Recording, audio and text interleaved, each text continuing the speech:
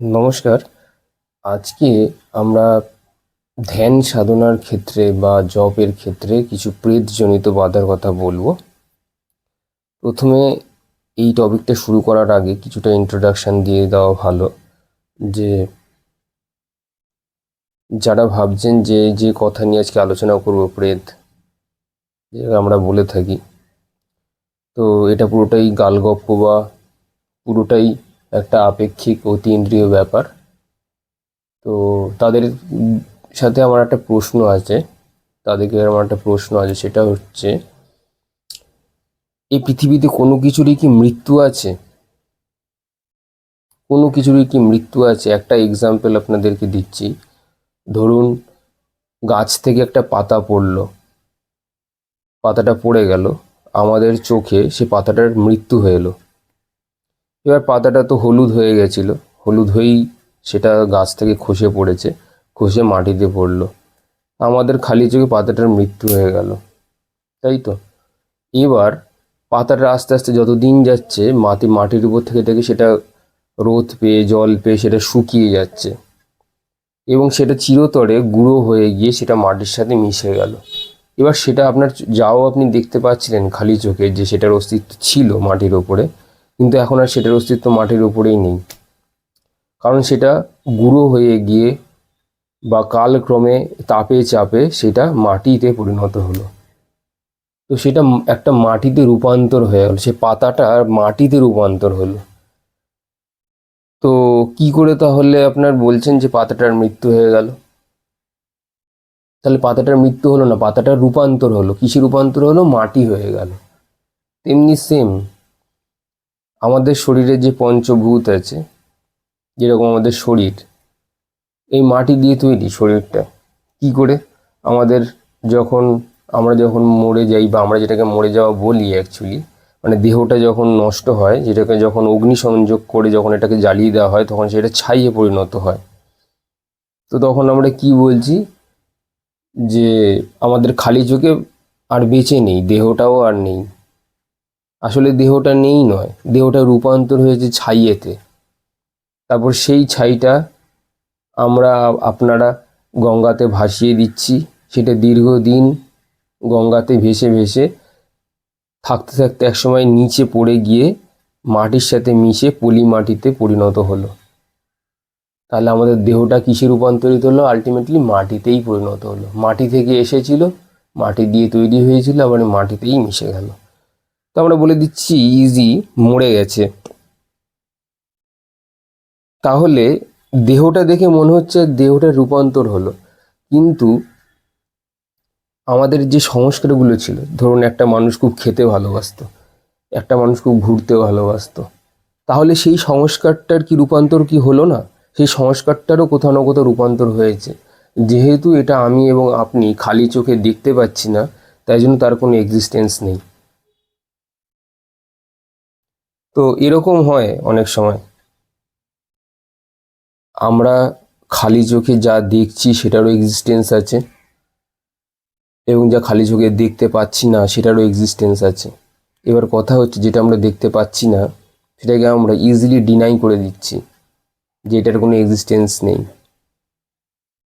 আমরাও তো, এই যে ধরুন আপনি যে ঘরে বসে আছেন, যে একটা ঘরের মধ্যে রয়েছেন, ধরুন পাখা টাকা কিছু চলছে না, তাহলে আপনি তো বলবেন না এখানে তো কোনো হাওয়া নেই, কোনো বায়ু চলাচল করছে না।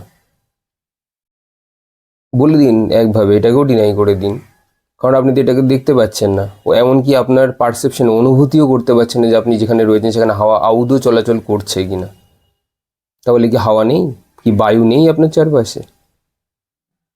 আপনার পারসেপশন বা আমার এবং আপনার পারসেপশন এতটা উপরে যায়নি যে সেটাকে আমরা অনুভব করতে পারছি।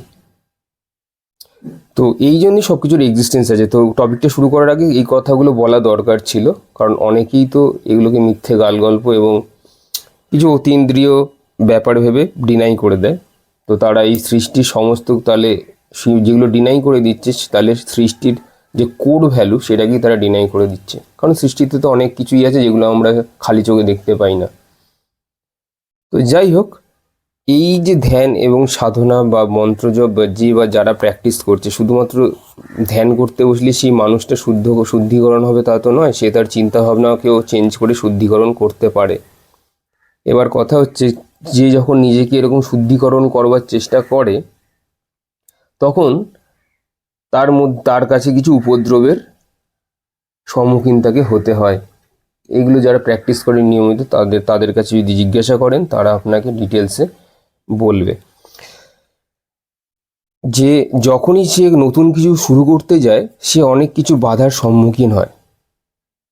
যেরকম একটা নতুন জায়গাতে চাকরি করতে গেলে সেখানকার পুরনো কিছু এমপ্লয়িরা আপনাকে প্রথম দিন কিছু ডিস্টার্ব করতে আরম্ভ করে, আপনি যদি কাজ যাতে ঠিক মতো না করতে পারেন, পলিটিক্স করতে আরম্ভ করে।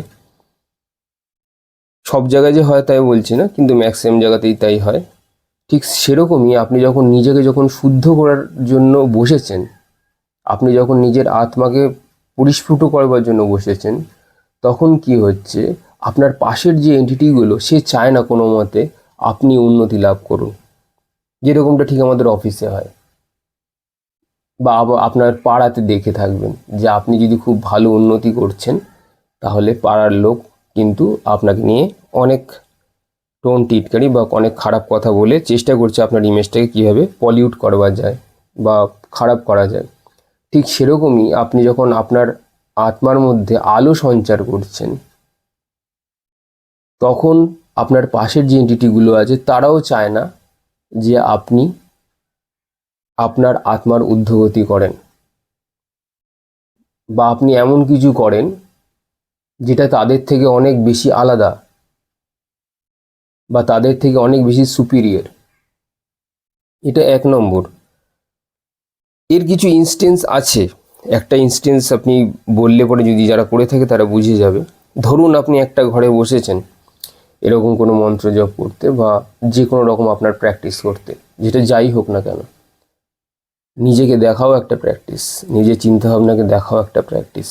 তো এরকম বসে আছেন একটা খালি ঘরে, আপনি উপলব্ধি করতে পারছেন যে আপনাকে জানলার পাশ দিয়ে বা দরজার পাশে দাঁড়িয়ে দাঁড়িয়ে কেউ অবিরাম একটানা আপনার দিকে তাকিয়ে রয়েছে।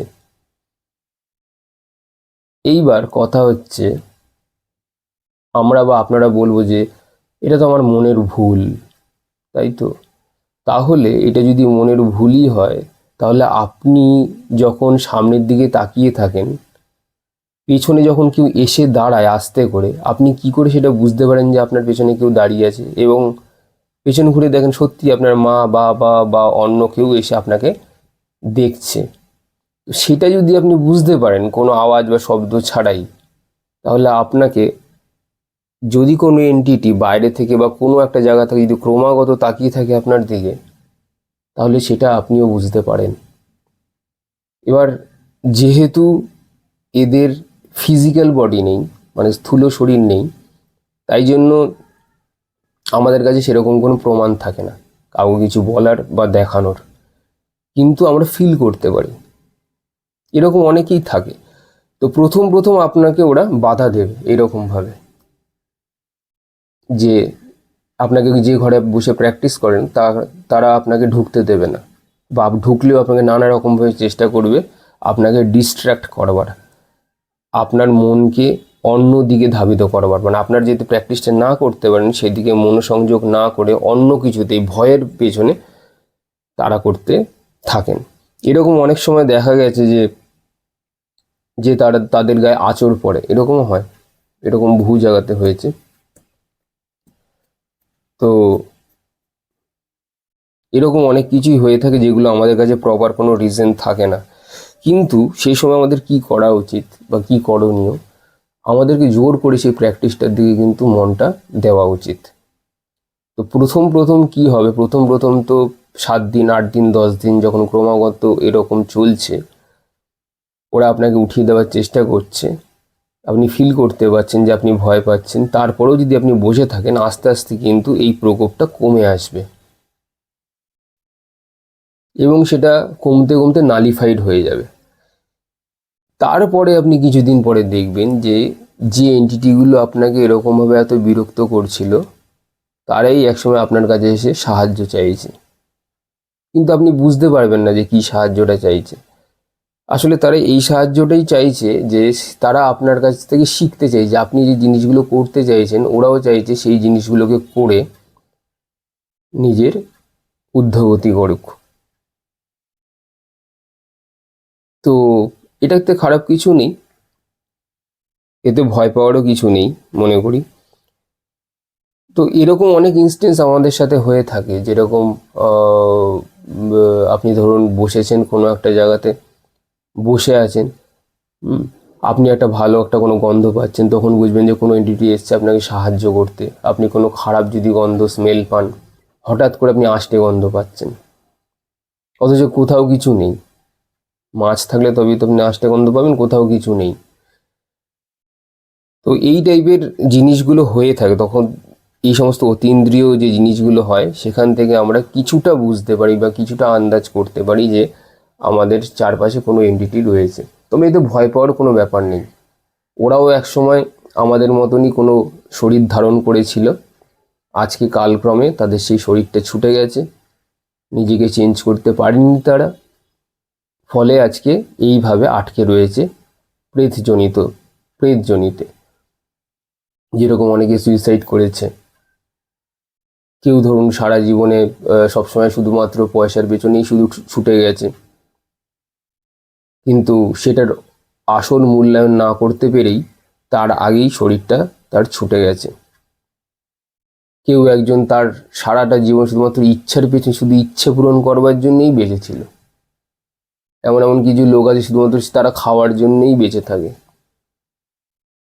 তো এই সমস্ত যদি সবকিছুতে অতি হয়ে যায়, মানে যখন কোনো